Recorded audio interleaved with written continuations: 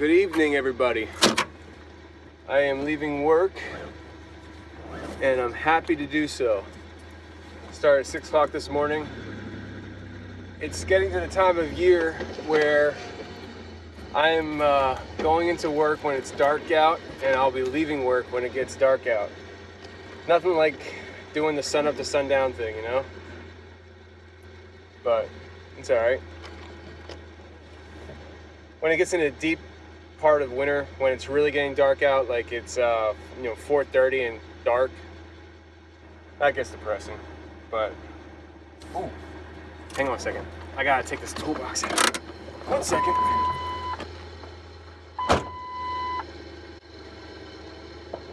Walker gave me a toolbox, I almost forgot it. I see you.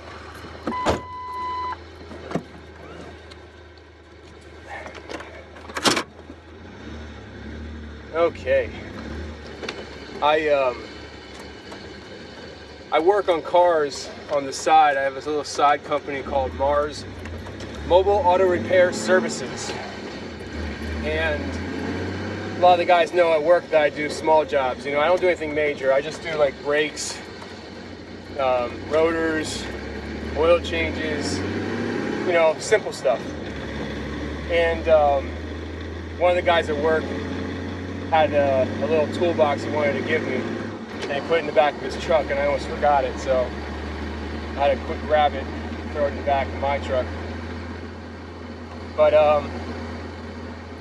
yeah, so this time of year is just kind of depressing sometimes, but it's all right.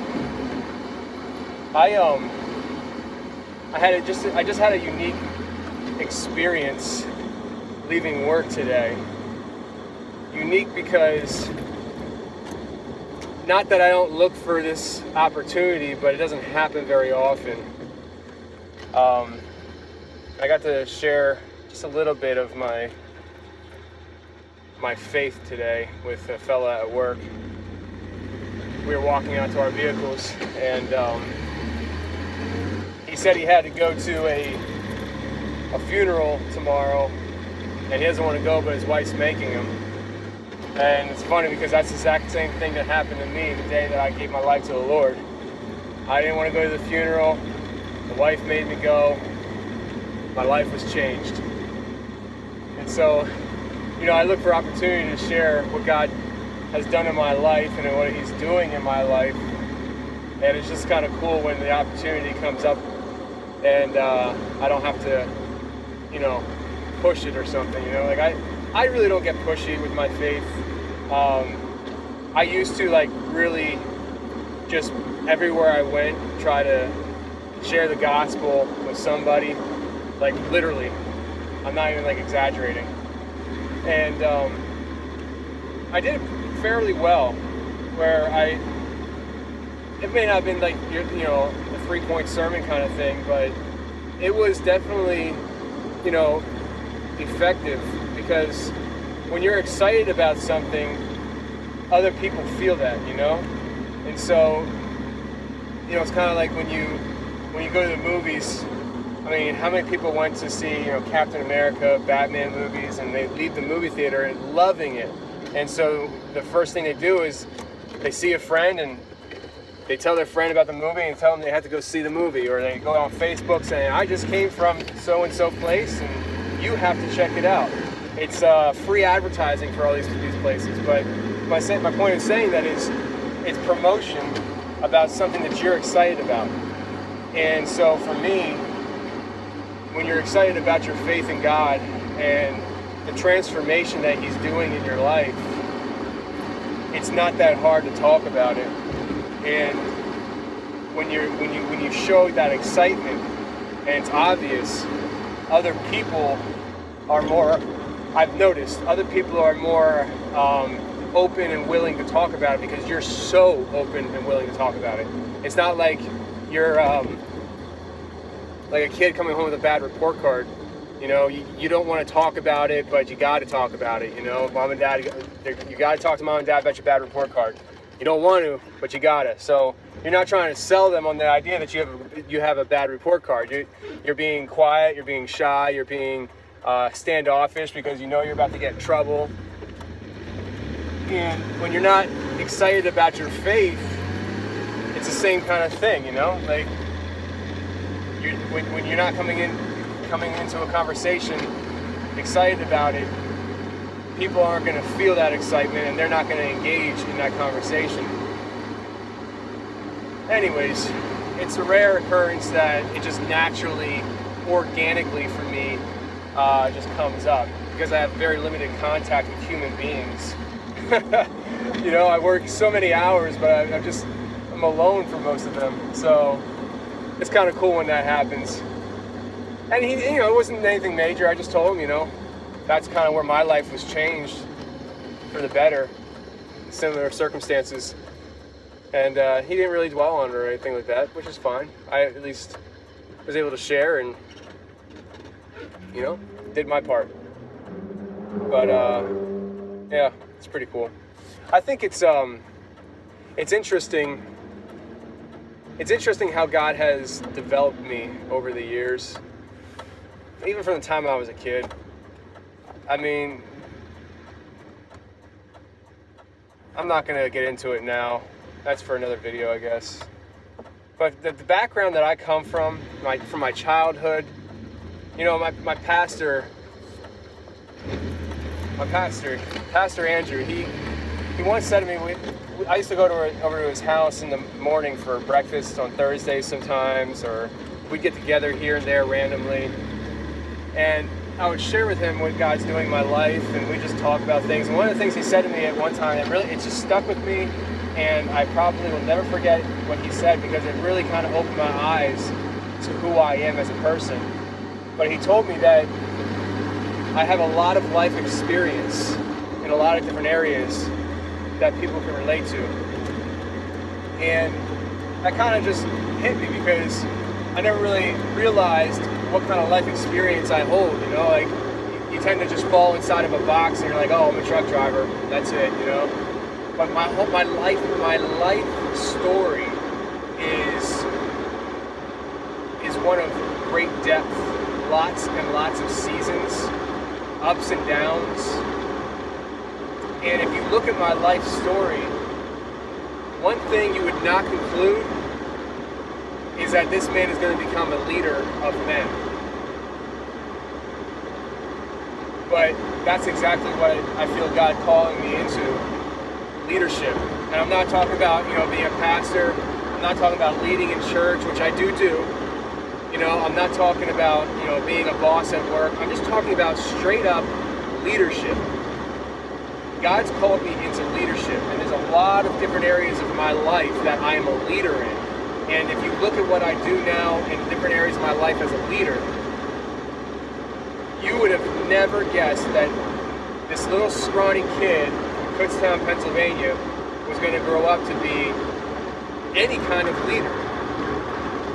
But in fact, I love leadership. It's like a ministry of mine unto itself. I absolutely love leading other people in a positive direction. I like frivolous things, you know, like, okay, I'm going to lead this because somebody has to do it, it has to be organized, whatever. It doesn't excite me, I'll do it. But what excites me is when I'm leading people in a direction closer to God. Like, that gets me pumped up. I think one of the only things that gets me pumped up more than that is the idea of sharing my faith with somebody who doesn't know God. That is just, woo! Gets me excited. So yeah, I mean, it's kind of cool though how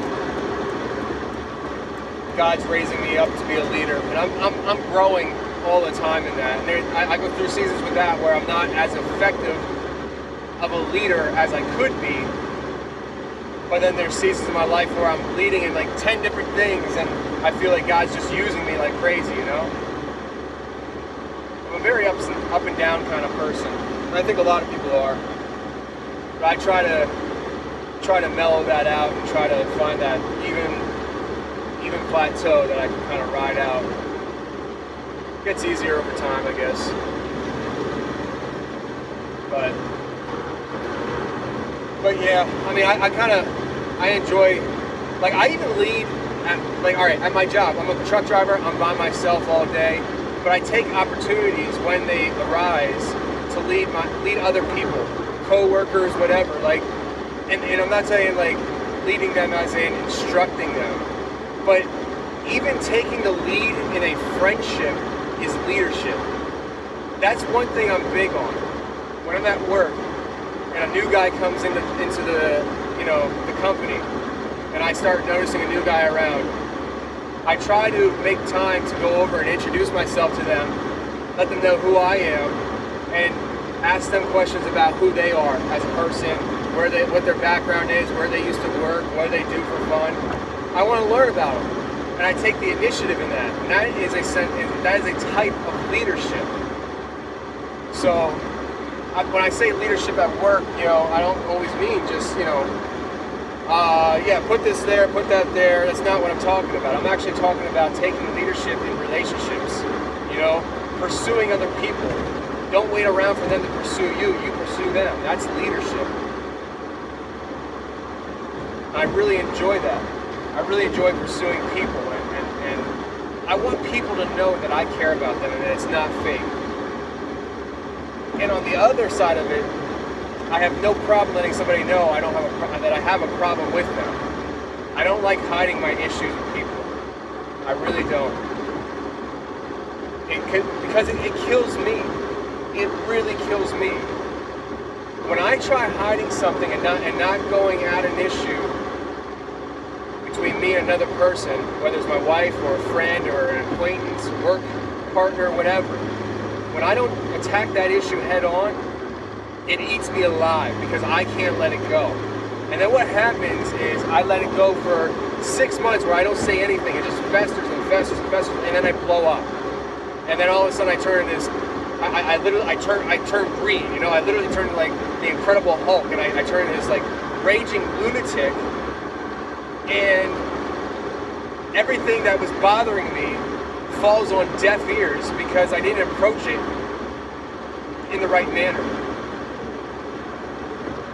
And so that's something you learn over time, is that there's a way to handle conflict, and sometimes the way you handle conflict naturally is not the way it should be handled. And you learn to adjust your attitude and adjust your practices of how you handle these things.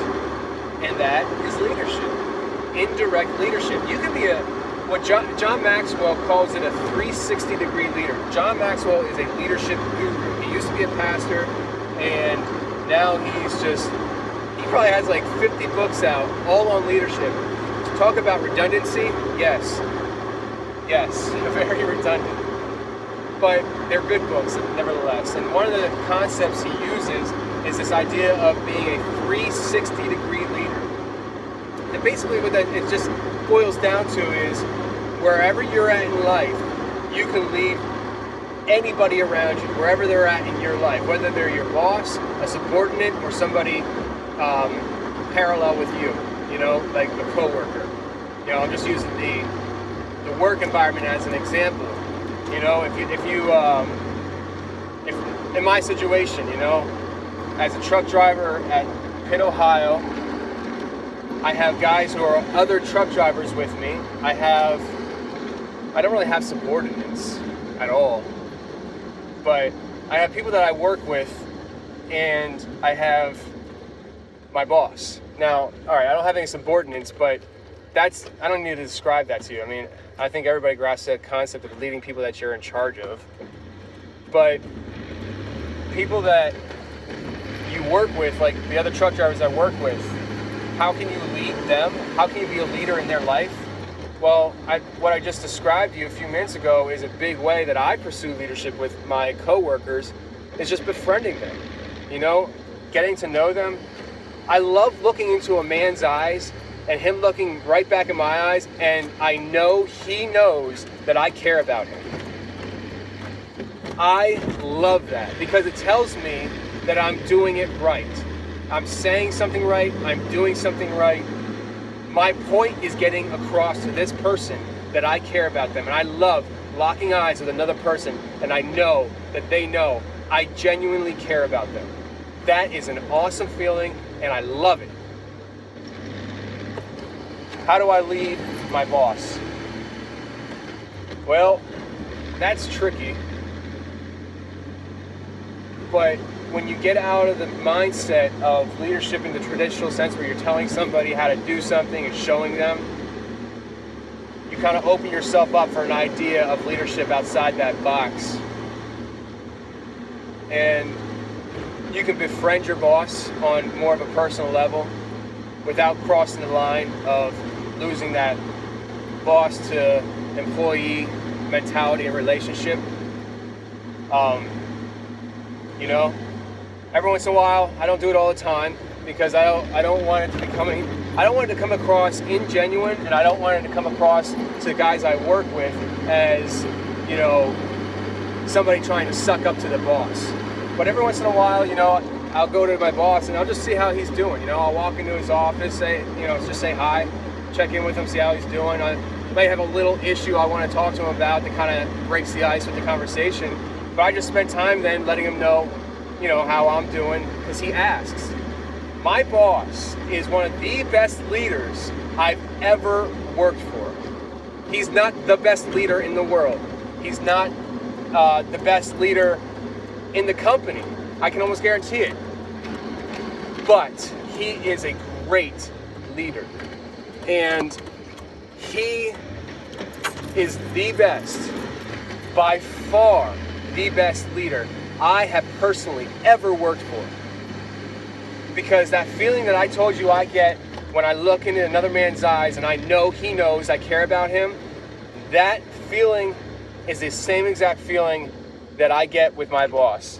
When he tells me, or not tells me, but he'll turn around, he'll hear what I'm talking about. Say I go into him and I say, hey, you know, next week on Wednesday, I'm going to need to get out early, or I need the day off because of this happening. He'll turn around, we'll look at the schedule, we'll schedule it out, business done. And then he'll recline back in his chair and say, how are you doing? How is your wife doing? Did you guys find a house yet? When we were looking for a house, he was always asking me how the house hunting is going. For a while, I flirted with the idea of really getting back into bike riding again. And he actually bike rides. So he would always ask me, hey, you interested in getting a bike? I know this one bike for sale. You know, like, he would open up conversation with me without me going to him and talking to him about anything specifically. And when you walk away from that conversation, you feel like that man cares about me. And that's what my boss does. And it's awesome. It's absolutely awesome. I will never go anywhere else for employment unless Pitt, Ohio makes me leave. Because one, financially, it provides for me and my wife very nicely. But also, I can't get what I get anywhere else with my boss. Like, if I go somewhere else, say I go somewhere else, the money is the same. The health benefits are the same. Everything is the same. The package is the same. But the boss is different. And I can't be guaranteed to have the same kind of boss that I have now. That right there is a tell sign as to how effective you are as a boss. For everybody out there who is a boss,